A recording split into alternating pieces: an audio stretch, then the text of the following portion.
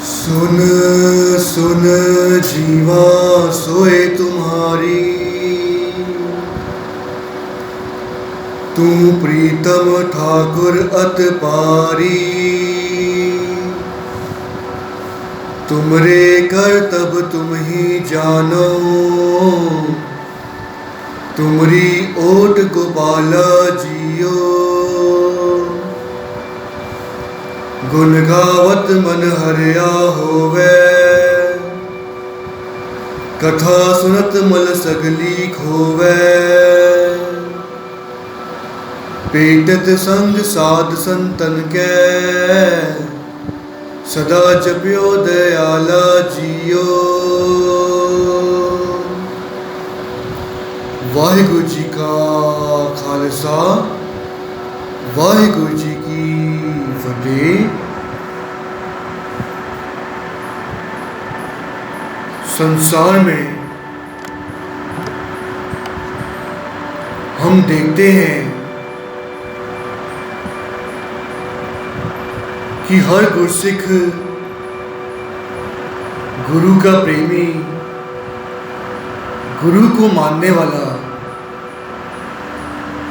गुरु के दर पर आकर सेवा करता है, बंदगी करता है, भक्ति करता है, कथा कीर्तन के साथ जुड़ता है। परंतु यदि उस मनुष्य को हम कहें कि भाई अमृत छक ले, तो वो 100 बहाने बनाता है। अभी उम्र ही क्या हुई है, अभी तो जवानी की उम्र है, अभी तो सब कुछ देखना है, बुढ़ापे पे अमृत छक लेंगे। इस तरह की बातें सुनने को मिलती हैं। और यदि हम किसी बूढ़े से ये बात कहें, किसी बुजुर्ग से ये बात कहें, तो भाई वो भी कहता है कि भाई हमसे तो ना हो पाया, अभी इस उम्र में अमृत क्या छकना, उम्र बीत गई, ना तो हमसे अमृत वेला हो पाएगा, ना हम रोज चलकर गुरुद्वारे आ सकते हैं। अब तो मुंह में दांत भी नहीं रहे, वाणी भी शुद्ध उच्चारण नहीं होती, क्या करें भाई। और अमृत छकेंगे तो उसमें तो बहुत रहत मर्यादा है। इस उम्र में कहाँ रहत मर्यादा निभानी होगी, फिर पाप लगेगा। नहीं भाई, मुमकिन नहीं है। किसी बच्चे को कहें कि भाई अमृत छक ले, तो भाई उनके माता पिता का तो बहुत सारी एक्सक्यूजेस होती हैं।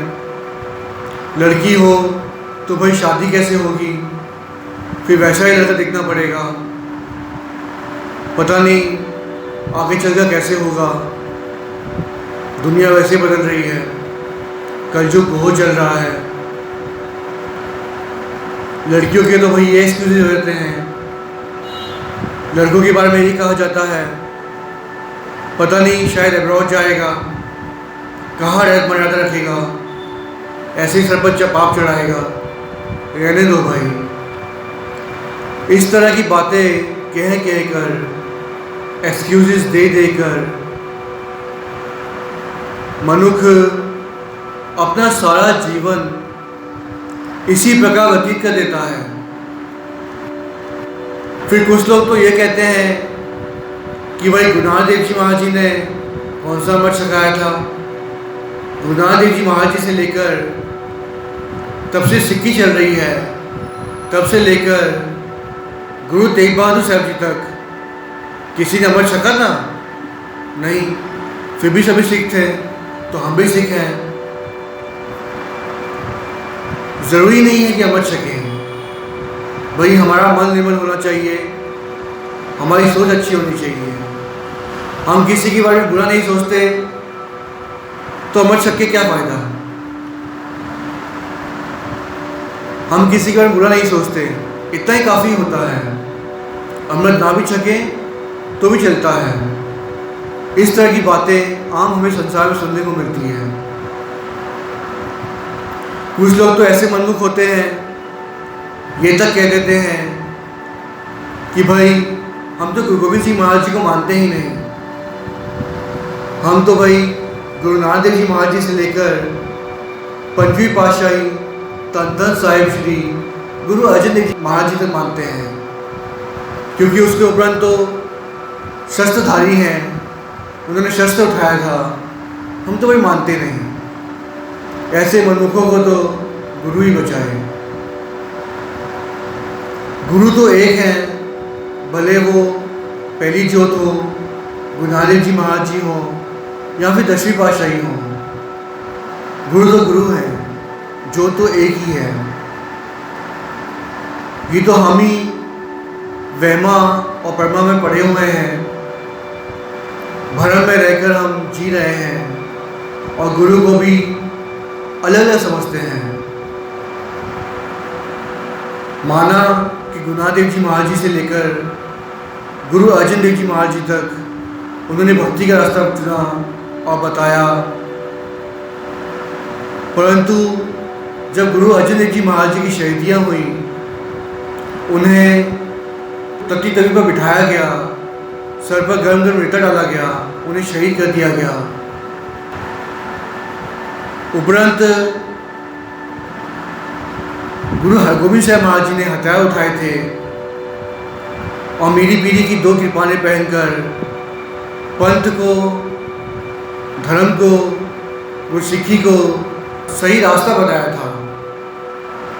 भाई कुछ लोग तो ऐसा भी कह देते हैं कि 10 गुरु तो भाई एक होता है, 10 कहाँ से हो गए। ऐसे मनमुखों की बात सुनकर कई बार हैरानगी होती है कि भाई इन्हें नरक जाने से कोई नहीं रोक सकता। और ऐसी बातें सुनकर कई बार ऐसा भी देखा गया है कि हम भी पाप के भागीदार बन जाते हैं, क्योंकि गुरु के वचन है, गुरु की निंदा सुने न कान। हमारे कान कभी किसी गुरु की निंदा ना सुने। गुरु हम पर बख्शिश करें, कृपा करें। इन मनमुखों की बातें तो अलग होती हैं, इन्हें तो सिर्फ एक्सक्यूजेस देने होते हैं, बहाने बनाने होते हैं कि किसी प्रकार से वो अमृत ना छकें, रहत ना रखें। ये रहत जो होती है, मर्यादा जो होती है, वो तो हमारे जीवन में भी होती है। यदि हम सोचें, देखें, तो हमें झूठ नहीं बोलना, अच्छे काम करने हैं, लोगों की भलाई करनी है, इसे हम संस्कार कहते हैं। परंतु ये भी तो मर्यादा है। सभी लड़कियों को अपनी बहन समझना, ये भी तो मर्यादा है।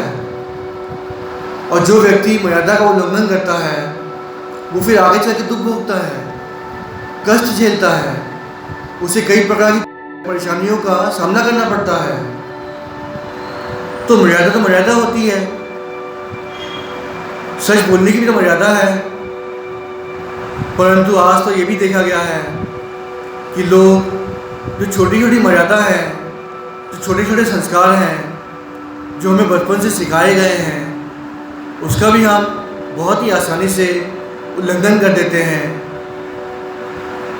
और अपनी राह पर चल देते हैं, जिसके कारण हमें आगे चलकर बहुत दुख झेलने पड़ते हैं, कष्ट सहने पड़ते हैं।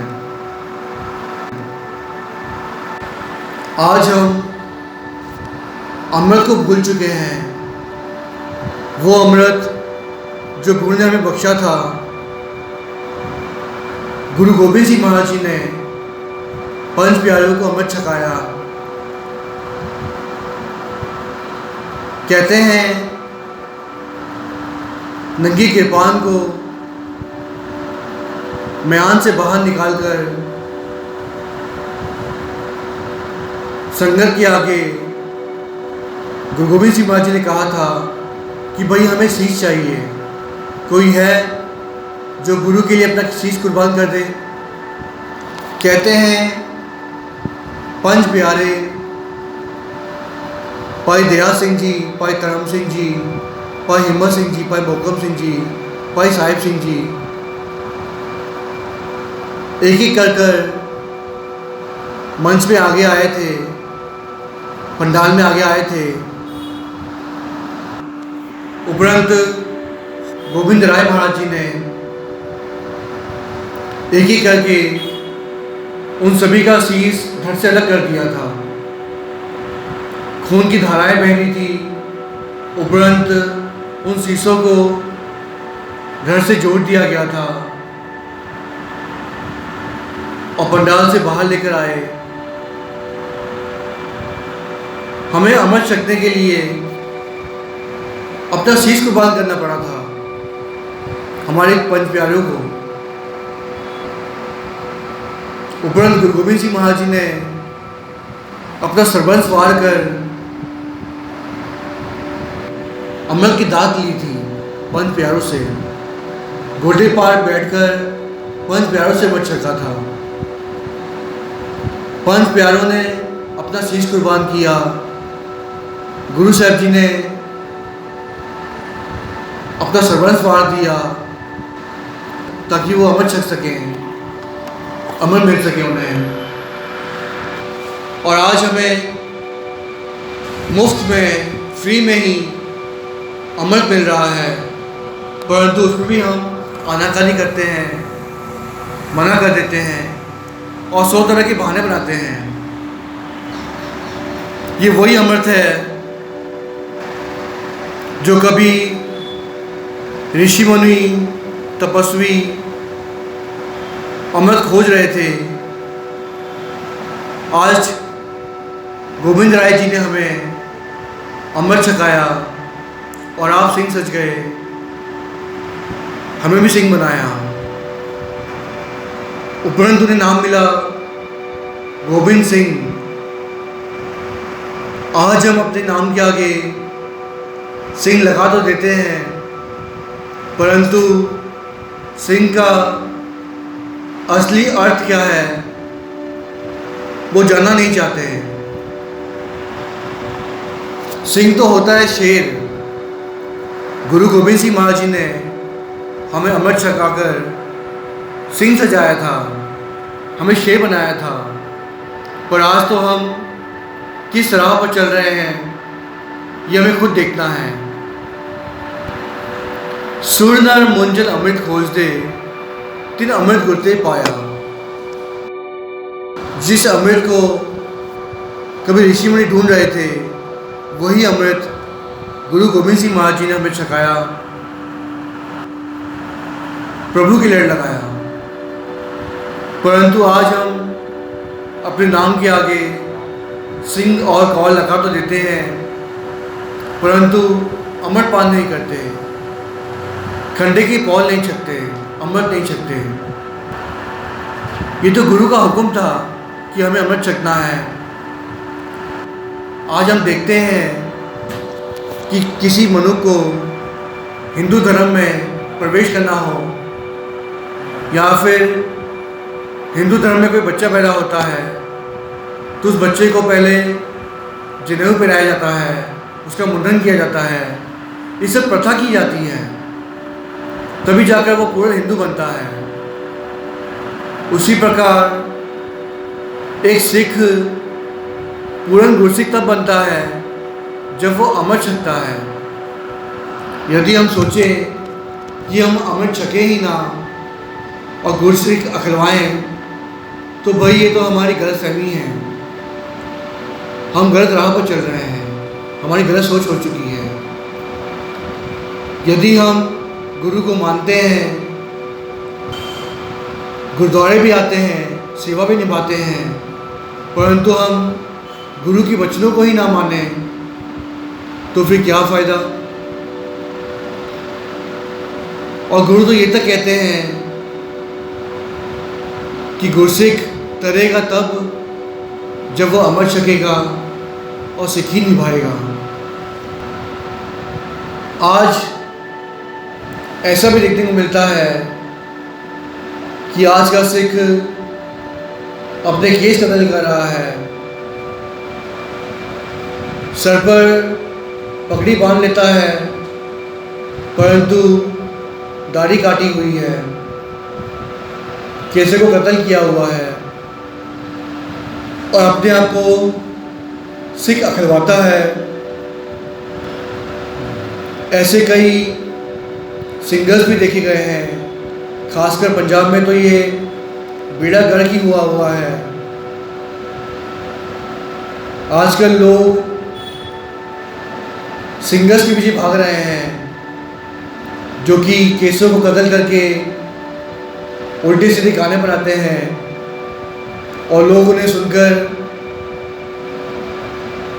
ये सोचते हैं कि वो आनंद में जी रहे हैं, परंतु ये तो उनका समा व्यर्थ में गंवा रहे हैं। समा सफल तो तब होगा जब हम गुरु के लड़ लगेंगे, गुरु के साथ बिताया हुआ समा सफला होता है। ऐसे बेवकूफ़ों के गाने सुनकर समय की बर्बादी है। ये ऐसे लोग तो खुद नर तो जाएंगे ही, औरों को भी ले जाएंगे। तो हमें ये सोचना है, क्योंकि जो राह चुननी है वो तो हमें चुननी है। हमें नरक जाना है या स्वर्ग जाना है, हमें गुरु वाले बनना है या मन्नुख बनना है। मन्नुखों के गाने सुन सुनकर हमें अपना जीवन भ्रष्ट करना है या फिर गुरबानी सुनकर हमें अपना समय सफल करना है। ये तो हमें सोचना है, हमें विचार करना है। माना कि घोर कलयुग चल रहा है, इस कलयुग में सभी कुछ निभाना बहुत कठिन है, परंतु हम ये सोचें कि भाई करना ही नहीं है तो भाई जब हम एक कदम आगे नहीं चलेंगे तो फिर गुरु हमारी मदद कैसे करेगा।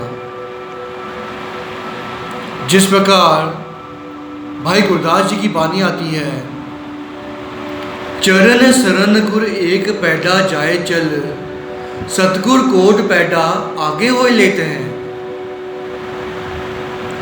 जब तू एक कदम चलेगा, गुरु के दर पर जाएगा, अरदास बेनती करेगा कि हे सच्चे पातशाह मुझे अमृत की दात बख्शो, मुझे अपनी गुरसिखी बख्शो, तभी गुरु कृपा करेंगे ना। हमारे मन में विचार आता ही नहीं है कि हम गुरु वाले बने, अमृत चखें। कुछ तो ऐसे लोग हैं ये सोचकर सारा जीवन व्यतीत कर देते हैं कि भाई मुझे दाढ़ा रखना पड़ेगा, केस रखने पड़ेंगे, भाई ये तो मुझसे होगा नहीं, अमृत वेले उठना पड़ेगा, रहत मर्यादा रखनी पड़ेगी, ये तो मुझसे होगा नहीं। भाई तुझसे होगा क्या? घर पर बैठ जा, काम भी ना कर। काम कैसे कर लेते हैं ऐसे लोग? भाई काम तो कर लेते हैं, काम तो करना इससे हो जाता है, शादी भी कर लेते हैं, वो भी हो जाती है इनसे, इतने पैसे का जुगाड़ भी हो जाता है इनसे, बच्चे पैदा भी हो जाते हैं, उनकी पालना पोषणा भी हो जाती है। ये सब कुछ इनसे कैसे हो जाता है? सिर्फ एक अमृत सत्ता ही नहीं होता, बाकी सब काम हो जाते हैं। वो इस कारणवश क्योंकि वे मनमुख हैं, वे गुरुमुख बनना ही नहीं चाहते। और जो अपने आप को गुरुमुख कहते हैं, गुरुद्वारे आते हैं और कहते हैं मैं गुरुमुख हूँ। भाई तूने अभी तक स्कूल में एडमिशन तक नहीं लिया। एडमिशन लेना तब होता है जब एक विद्यार्थी अमृत छककर रहत मर्यादा में रहने की कोशिश करे, एक एक पड़ाव वो चढ़कर आगे जाए। गुरु आप सहाय होते हैं, आप मेहर करते हैं, आप कृपा करते हैं, तब करते हैं जब हम आगे बढ़ते हैं। हम आगे बढ़े ही ना, व्यर्थ में जीवन गंवाते रहें और सारे काम अच्छे से करते रहें, और एक सिर्फ अमृत की बात हो तो हम लगा दें। तो ऐसे लोगों को तो फिर गुरु ही बचाए, और बचाएगा भी तब जब हम गुरु की सुनेंगे। जब हम वचनों को मानते ही नहीं गुरु के, तो हमें गुरु बचाएगा भी क्यों। खैर, गुरु आप हमें शुभ बख्शें, आप हम पर पहल करें, बख्शिशें करें, अमृत की दात बख्शें, और हम गुरु वाले बने। व्यर्थ में ही अपने जीवन को गवाए ना, गुरु हम पर कृपा करें। जिस प्रकार बानी आती है, सो सिख सखा बंधप है पाई, जे गुर के पाने विच आवे, अपने पाने जो चले पाई, विचर चोठा खावे। यदि कोई अपने आप को गुरु से अकलवाए और अपने पाने में ही चलता रहे, अपनी सोच के अनुसार ही चलता रहे, और हमेशा यही कहता रहे कि मैं गुरसिख हूँ, पर अमृत नहीं छके, तो भाई ऐसे गुरसिखों के बारे में कहा है कि वो चोटा खाता है, सारा जीवन भर कष्ट झेलता है। जो गुरु के पाने में आता है वही असली गुरसिख है, और जो अपने पाने में चलता है, अपने विचारों के अनुसार चलता है, वो तो भाई मनमुख है। हमें गुरुमुख और मनमुख का फर्क जानना चाहिए। अमृत ना छके और फिर अपने आप को गुरुमुख अखलवाए, तो भाई ये तो उसकी नादानी है, बेवकूफ़ी है, नासमझी है। असली गुरुमुख तो वो है जो अमृत छकता है। गुरुमुख जिसका मुंह गुरु की ओर हो, जो गुरु की सुने। मनमुख जो मन की सुनता है, अपने विचारों के अनुसार चलता है, वो मनमुख। जिससे अमृत छका ही नहीं, वो गुरुमुख कैसा हुआ भाई? क्योंकि गुरु साहब जी ने हुक्म दिया है अमृत छकने का, सिंह सजने का, बानी पढ़ने का। कुछ लोग चलो बानी तो पढ़ लेते हैं, परंतु ये सोचे मनुख कि भाई मैं MBA पास कर लूँ, बिना एडमिशन लिए ही कहाँ जाके पास करोगे भाई? सर्टिफिकेट कौन देगा? घर पर बनाओगे, घर पर छापोगे सर्टिफिकेट, प्रिंट करोगे भी तो वैलिड नहीं होगा। हमें अगर सचखंड जाना है, स्वर्ग जाना है, गुरु के दर्शन करने हैं, गुरु से मिलाप करना है, तो हमें अमृत छकना होगा। हमारी यदि मृत्यु हो जाए और बंदे ने अमृत ना छका हो, तो क्या उसे सचखंड में गुरु के दरबार में एंट्री मिलेगी? भाई जैसे हमें नौकरी के लिए सर्टिफिकेट्स दिखाने पड़ते हैं, और वो भी सर्टिफिकेट वैलिड होने चाहिए, उसमें प्रॉपर स्टेप होना चाहिए, तो भाई हमारे शरीर पर मोहर ही नहीं होगी गुरु की। जो ककार गुरु ने हमें बख्शे हैं, वो ककार ही नहीं हमने पहने होंगे, तो भाई हमें सचखंड में एडमिशन कैसे मिलेगी? गुरु के हृदय में हम कैसे बसेंगे? गुरु के चरणों में हमारा निवास कैसे होगा?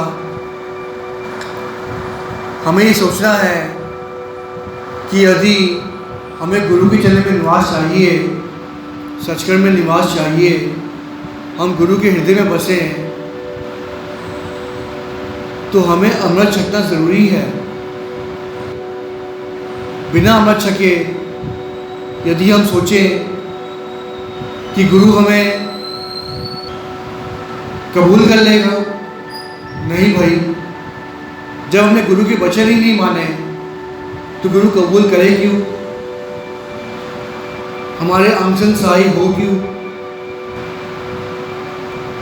इसीलिए हमें अमृत छकना बहुत ज़रूरी है। जिस प्रकार बानी आती है, हम अवगुण परे एक गुण नाही, अमृत छाड़ बिखे बिखाई, माया मोह परम पे कूले, सुत दारास्यों प्रीत लगाई। एक उत्तम पंथ सुनियो गुर संगत, तह मिलंत जम त्रास मिटाई। एक अरदास पाठ कीरत की, गुरु रामदास राखो शरणाई। पट बल की ये बानी है, जिसमें हमें ये समझाया जा रहा है कि हमें अरदास बेनती कैसे करनी है। हम अमृत को छोड़कर बिख के लड़ लग गए हैं,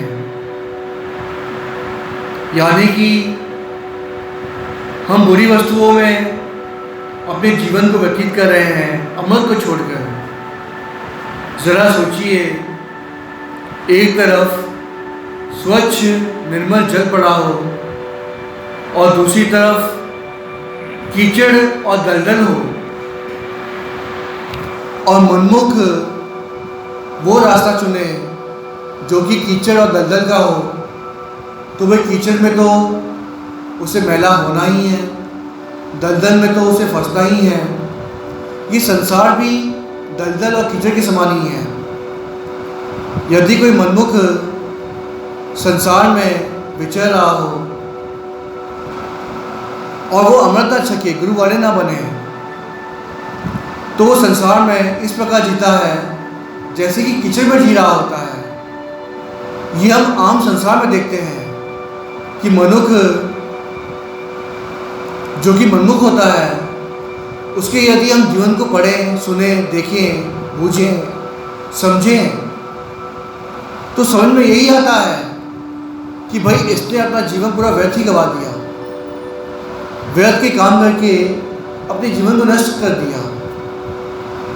और हम ये भी सोच लेते हैं कि उसके जीवन में उसने ऐसे बुरे काम किए हैं कि भाई इसका आगे अच्छा होना बहुत मुश्किल है।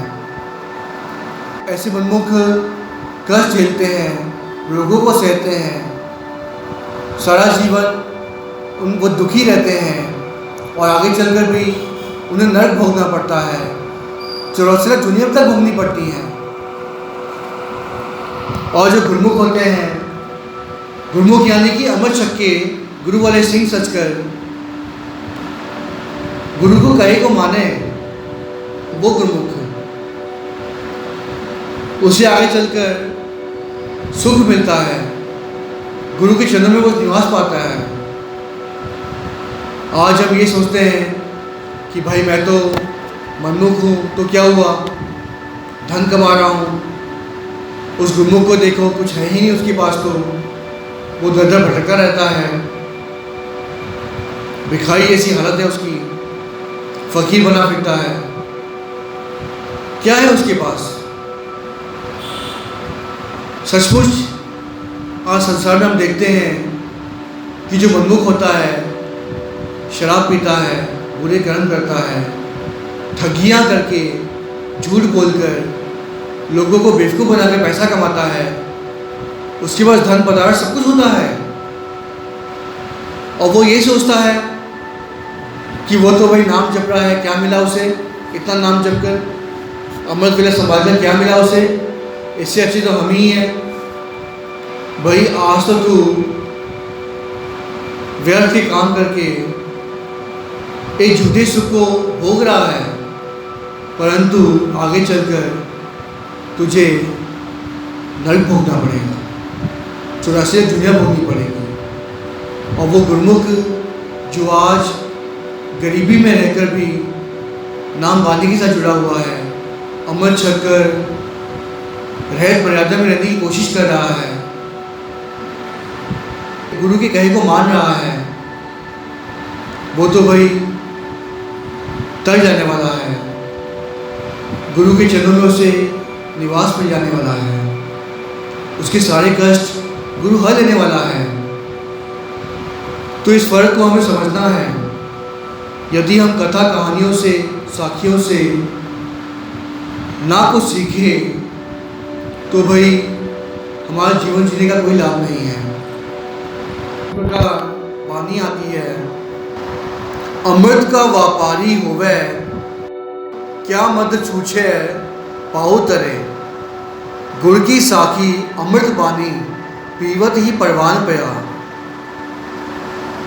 दर दर्शन का प्रीतम होवे, मुकत बैकुंठ करे क्या। सिफती रता सद बैरागी, जुए जन्म न हारै। कहो नानक सुन पढ़त जोगी, खीवा अमृत तारै। हे भाई, जो गुरमुख अमृत का व्यापारी होता है, खुद तो अमृत छकता ही है, दूसरों को भी प्रेरित करता है अमृत छको, वो तो भाई धनता के योग हैं।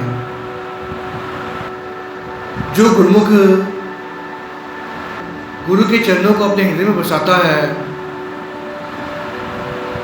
अमृत छककर सिंह सजता है और मर्यादा रखता है, वो तंता के योग है। हमें तंता के योग बनना है, मनमुख नहीं बनना। जिस प्रकार वाणी आती है, अमृत पीवो सदा चे जीवो, हर सिमरत अनंत अनंता। रंग तमाशा पूर्ण आशा, कभी न व्यापै चिंता। जो अमृत छकता है उसकी चिंता फिर प्रभु आप करते हैं। गुरु को उस बंदे की चिंता होती है। मनमुख तो हमेशा देखा गया है कि चिंता में रहता है, व्यर्थ के कामों में व्यस्त रहता है। गुरमुख जो होता है वो अपनी सारी चिंताएं गुरु को सौंप देता है और नाम मालिक के साथ जुड़कर अपने जीवन को सफला करता है। आज हम जो साखी सुनने वाले हैं वो है भाई दयाल दास जी की।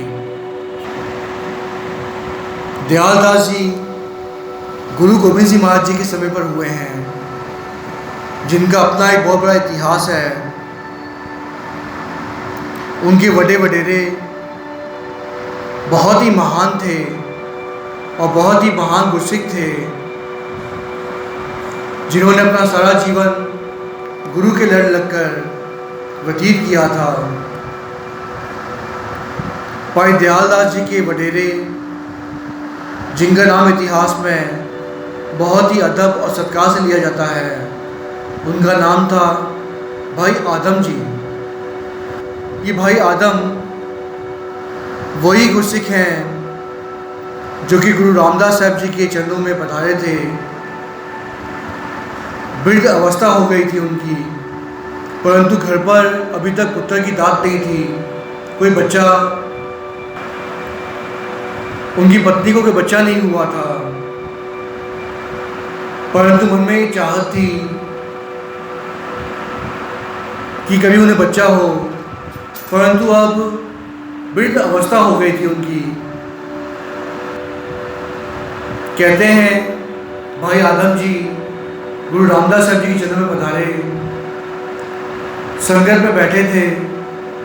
संगत में उठकर वो गुरु के चरणों में बेनती करें, ऐसी उनकी हिम्मत नहीं हुई, क्योंकि वृद्ध अवस्था हो चुकी थी। पुत्र की दात मांगना इस समय पर उन्होंने उचित नहीं समझा, क्योंकि सब हंसेंगे कि वृद्ध अवस्था में आकर बच्चा मांग रहा है, लोग क्या सोचेंगे, संगत में हासा होगा, ये सोच के वो चुप रहे। दूसरे दिन फिर आए, तीसरे दिन फिर आए। गुरु रामदास साहब जी सब कुछ जानते थे। काटकट के अंतर की जानत, भले बुरे की पीर पहचानत। गुरु से तो कुछ भी छुपा नहीं हुआ है, गुरु साहब जी तो सब कुछ जानते हैं। अब हुआ यूं, गुरु रामदास साहब जी ने भाई आदम जी को, जो कि भाई दयाल दास जी के वडेरे थे, उन्हें अपने चरणों में बुलाया था और कहा था कि भाई तुम अपनी कल पत्नी को लेकर आना और उन्हें कहना जो मांगना चाहे मांग सकती हैं। कहते हैं अगले दिन पत्नी ने मांगा था कि हे सच्चे बादशाह, हमें पुत्र की दात बख्शो।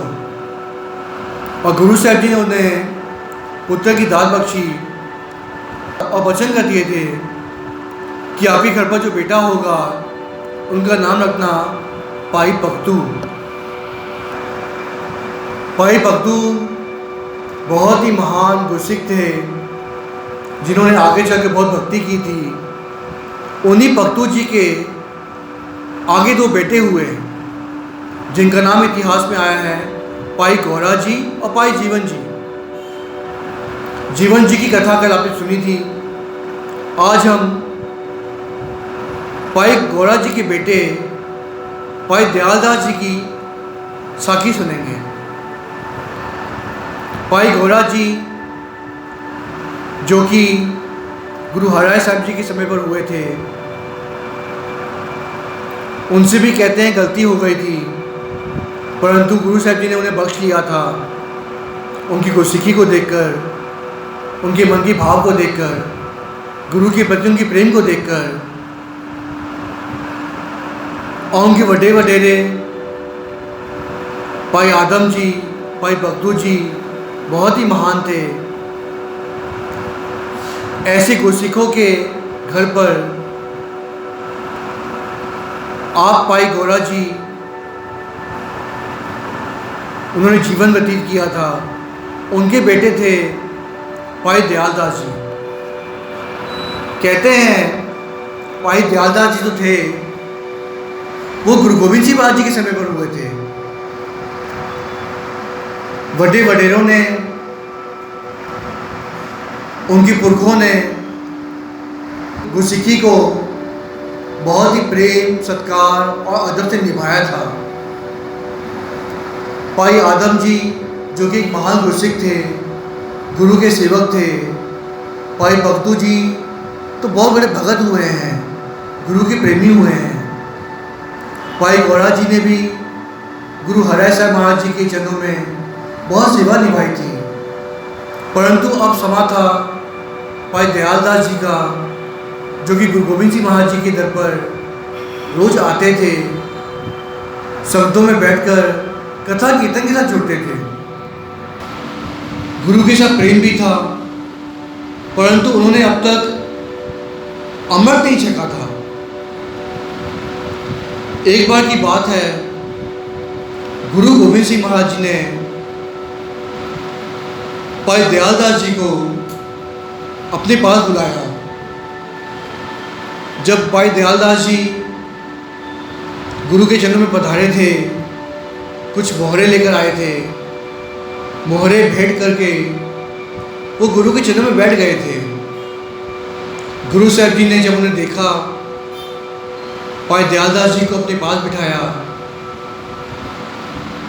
और पूछा कि भाई तुमने तो अब तक अमृत नहीं छका, खंडे की पौल नहीं ली, खंडे बाटे का अमृत नहीं पिया। तुम्हारे वडे वडेरे, तुम्हारे पुरख तो गुरु के बहुत महान सिख हुए हैं, जिनका इतिहास में बहुत ही ऊंचा दर्जा है, नाम है, सत्कार है, परंतु अब तक तुम गुरु वाले नहीं बने। कहते हैं इस पर पाई दयालदास जी ने कह दिया कि हे सच्चे पातशाह, मैं तो आपका गुरसिख हूँ, आपका पूर्ण सिख हूँ। हमारे पुरखों ने आपकी दर की सेवा की है, भक्ति की है, पूर्ण तौर से सेवा निभाई है। मैं भी आपका गुरसिख हूँ। गुरु साहब जी ने उत्तर दिया कि भाई तुम गुरसिख तब बनोगे जब तुम अमृत छकोगे। भाई दयालदास जी ने कह दिया कि हे सच्चे पातशाह, मेरे पुरखों ने तो अमृत नहीं छका था। भाई आदम जी ने, भाई बगदू जी ने, भाई गौरा जी ने तो अमृत नहीं छका था। तो मुझे अमर शक्ति की क्या आवश्यकता? मैं क्यों सकूँ? मैं तो वैसे ही आपका गुरसिख हूँ, रोज़ आपके दर पर आता हूँ, सेवा करता हूँ, बंदगी भी करता हूँ, पानी के साथ भी छूटता हूँ। फिर मुझे क्या आवश्यकता अमर सकने की? मेरे पुरखों ने नहीं छका, तब भी वो गुरसिख थे ना। अगर मैं ना छकूँ तो मैं भी तो गुरसिख रहूँगा। तो फिर मुझे क्या फ़ायदा अमर सकने का? मुझसे तो वही रहत मर्यादा नहीं हो पाएगी। उन्होंने साफ साफ मना कर दिया गुरु गोविंद सिंह महाराज जी को। जरा सोचिए, भाई दयालदास जी के बड़े वडेरे, भाई आदम जी, भाई भक्तू जी, जिन्होंने इतनी भक्ति की, इतनी सेवा की, उनके चाचे जिनका नाम इतिहास में जीवन जी आया है, भाई जीवन जी, उन्होंने गुरु के वचन को इस प्रकार माना था, जो कि हमने कथा सुनी थी कि गुरु ने वचन कर दिए। जब संगत में एक ब्राह्मण और ब्राह्मणी आए जिनका बच्चा मर गया था, गुरु ने वचन किया था कि जो भी व्यक्ति संगत में खड़ा होगा वो मर जाएगा और ये बच्चा जीवित हो जाएगा। वचन कर दिए। उनके चाचा ने, भाई जीवन जी ने उन बच्चों को मारा था और चुपके से खड़े होकर बाहर चले गए थे और वो शहीद हो गए थे, मर गए थे, गुरु के चरणों में समा गए थे। इस प्रकार बच्चों को माना था।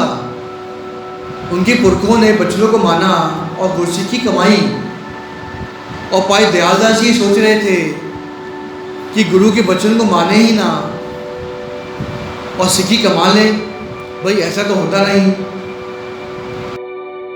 गुरु के वचनों को उल्लंघन करके यदि कोई व्यक्ति ये सोचे कि वो सिखी को कमा रहा है तो भाई उसकी नादानी है, नासमझी है। कहते भाई दयालदास जी ने मना कर दिया, साफ साफ इनकार कर दिया अमर सकने से। गुरु साहब जी ने एक बार समझाया, 2 बार समझाया, 3 बार समझाया, चौथी बार गुरु ने भी मुंह फेर लिया और वचन कर दिए कि भाई हम तुझे 3 बार समझा चुके हैं, परंतु तूने गुरु के वचनों को नहीं माना। अब तू दुख भोगेगा, कष्ट सहेगा। भाई गुरु के वचन सुनकर वो तो बहुत परेशान हो गया, क्योंकि उनके पुरख तो बड़े वडेरे तो गुरु के इतने महान गुरसिख थे, भगत थे, और इससे तो इतनी बड़ी गलती हो गई है कि उसने गुरु के वचनों को ही नहीं माना। अब कहते हैं भाई दयालदास बहुत दुखी हुआ, परेशान हुआ कि अब करूँ तो करूँ क्या। गुरु के दर पर आता, गुरु साहब के दर्शन करना चाहता, परंतु गुरु साहब जी उसको देखते ही नहीं थे, मुख फेर लेते थे। अंदर से उसे पछतावा हुआ, दुखी हुआ वो बहुत, और उसे मन बना लिया 7वें दिन जाकर कि मुझे अमर सकना है, गुरु वाले बनना है। कहते हैं ना, सुबह का भूला हुआ शाम को घर वापस लौट आए तो उसे भूला नहीं कहते। आखिरकार जो गुरु के चरणों में आ जाता है, गुरु से बख्श लेते हैं, उस पर कृपा करते हैं। जिस प्रकार वाणी आती है, हम अवगुण परे एक गुण नाही, अमृत छाड़ बिखे भी खाई। माया मोह परम पे भूले, सुत दारा से उपरीत लगाई। हम अमृत को भूल चुके हैं, हम गलत राह पर चल रहे हैं, पर गुरु ही हमें बख्शे, हम पर कृपा करें, हम पर मेहर करें और हमें सही राह पर दिखाएं, हमें अपनी लड़ लगा लें। भाई जो गुरु की लड़ लगेगा, सिखी को कमाएगा, गुरु के बचनों को कमाएगा, उसका ही उद्धार होगा। और जो मनु बनकर अपने सारे जीवन को व्यतीत करेगा उसे तो भाई आगे चलकर नर्क भोगना ही है, तो राखलक दुनिया भोगनी ही है। 7वें दिन जाकर भाई दयालदास जी ने गुरु गोविंद सिंह महाराज जी के हाथों से खुद अमृत छका। वो सिंह सज गया, बानी और बाने के साथ जुड़ा। गुरु गोविंद सिंह महाराज जी उस पर बहुत खुश हुए, उसे अपने गले से लगा लिया, क्योंकि उसके बड़े वडेरे बहुत ही महान गुरसिख थे। परंतु भाई दयालदास जी भटक गए थे, जिस प्रकार आज भी हम भटक जाते हैं। गुरु ने कहा कुछ और था और हम करते कुछ और हैं, और ये सोचते हैं कि हम गुरसिख हैं, गलत राह पर गलत दिशा पर चलते हैं। गुरु हम पर कृपा करें, हम पर बख्शिशें करें, हमें सही राह बताएं और अपने साथ जोड़ लें, ताकि हमारा भी उद्धार हो जाए, हमारे भी गुरु कष्ट हल लें। जिस प्रकार भाई दयालदास जी की कष्ट हल लिए थे गुरु साहब जी ने, उसे अमृत छकाकर उसे सही राह बताई थी, उसके अंग संग सहाय हुए थे। गुरु साहब जी हम पर भी कृपा करें, हमारे भी कष्ट हल लें, हमारे भी अंग संग सहाय हों, ताकि हमारा जीवन सफला हो जाए। हमें जो ये मनुष्य जीवन मिला है वो गुरु की प्राप्ति के लिए मिला है, प्रभु की प्राप्ति के लिए मिला है। यदि हम अपने समय को, अपने जीवन को यूं ही व्यर्थ में गंवा देंगे तो हमें वही आगे चलकर दुख भोगना पड़ेगा, कई प्रकार के कष्ट सहने पड़ेंगे। हमें अभी विचार करना है कि हमें आगे चलकर नरक भोगना है या फिर गुरु के चरणों में समा जाना है। ये हमें खुद सोचना है। आज अमृत छकेंगे, गुरु वाले बनेंगे, गुरु के विद्यालय में, स्कूल में एडमिशन लेंगे, तभी हमारा जीवन सफला होगा। और यदि हम मनमुख बनकर ये सोचते रहें कि हम तो भाई गुरुमुख हैं, नहीं भाई, काम हमारे मनमुखों के होंगे और हम अपने आप को गुरुमुख कहेंगे, गुरुमुख अखलवाएंगे, तो ये तो भाई हमारी नादानी है, नासमझी है। हम गुरु के सिख बने, अमृत छकें, 5 ककारों को धारण करें, इसी में हमारी भलाई है। गुरु को भी 10 जामे धारण करने पड़े थे। जोत गुरु नानक देव जी महाराज जी से लेकर गुरु गोविंद सिंह महाराज जी तक, उपरांत वही जोत आज गुरु ग्रंथ साहब महाराज जी में है। 10 गुरु साहब हुए हैं, संसार में विचरे हैं। आज 11वें गुरु हमारे साथ हैं, इन्हीं में 10 गुरु समाये हुए हैं। जब हम गुरु ग्रंथ साहब महाराज जी के दर्शन करते हैं, इन्हीं में 10 गुरु समाये हुए हैं। जब हम गुरु ग्रंथ साहब महाराज जी के दर्शन करते हैं तो समझ लो हमें गुरु नानक देव जी महाराज जी से लेकर गुरु गोविंद सिंह महाराज जी के भी दर्शन होते हैं। जब हम वाणी के साथ जुड़ते हैं, भक्ति करते हैं, प्रभु की लड़ लगते हैं, तो हमें सभी गुरु का आशीर्वाद प्राप्त होता है। परंतु यदि हम सोचें कि हम तो सिर्फ भाई गुरु नानक देव जी से लेकर गुरु अर्जन देव जी तक मानते हैं, तो ये तो भाई हमारी नादानी है ना। गुरु तो 10 हुए हैं और 11वें हैं गुरु ग्रंथ साहब महाराज जी, और माने हम सिर्फ गुरु अर्जन देव जी महाराज जी तक, तो ये तो हम मनमुख हुए हैं, गुरुमुख नहीं हुए। मनमुखों की बातें करें, मनमुखों जैसा सोचें और अपने आप को गुरुमुख कहलवाएं, तो ये तो हमारी बेवकूफ़ी होगी।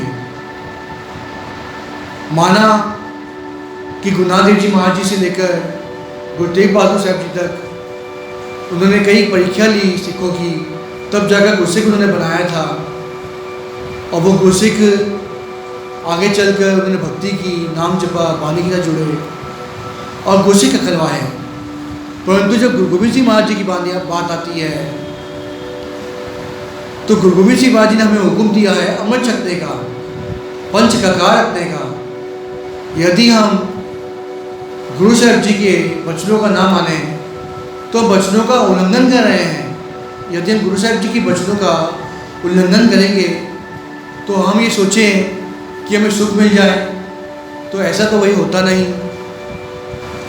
इस साखी से हमें सीख मिलती है कि किस प्रकार गुरु ने आप प्रेरित किया भाई दयालदास जी को अमृत छकने के लिए, और जब उन्होंने अमृत नहीं छका तो उन्होंने अपना मुख मोड़ लिया था, मुख फेर लिया था। भाई दयालदास जी को देखा तक नहीं था, उनसे बात तक नहीं की। और यदि हम भी अमृत ना सकें तो भाई गुरु भी हमसे मुख फेर ले तो भाई हमारा क्या होगा।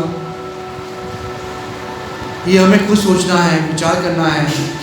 इस साखी से हमें ये सीख मिलती है कि हम अमृत छकें, गुरु वाले बने, मनमुखों जैसी सोच ना रखें, क्योंकि मनमुखों जैसे सोचेंगे तो कष्ट सहेंगे, दुख झेलना पड़ेगा हमें। हम गुरुमुखों वाली सोच रखें, जैसा गुरु कहते हैं उनके वचनों को माने और उसी पर चलें, ताकि हमारा जीवन सफल हो सके। हमें जो मनुष्य जीवन मिला है वो सफल हम कर सकें, क्योंकि वो हमारे हाथ में ही है।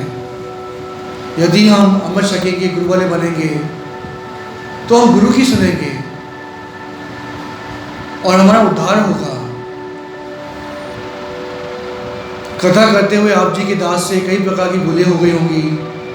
शासन बख्शन जो भूला बख्शो और शासन नसीब बख्शो कि दास आपकी इसी प्रकार सेवा करता रहे और भवसागर को पार लग जाए, मुझे कभी 84 जिन्हें न भोगनी पड़े। ऐसी ऐसी बख्शना, मेरा परिवार सुखी बसे, घर में दे अरोता रहे, ऐसी ऐसी बख्शना, फतेह का जवाब फतेह में दे। वाहिगुरु जी का खालसा, वाहिगुरु जी की फतेह।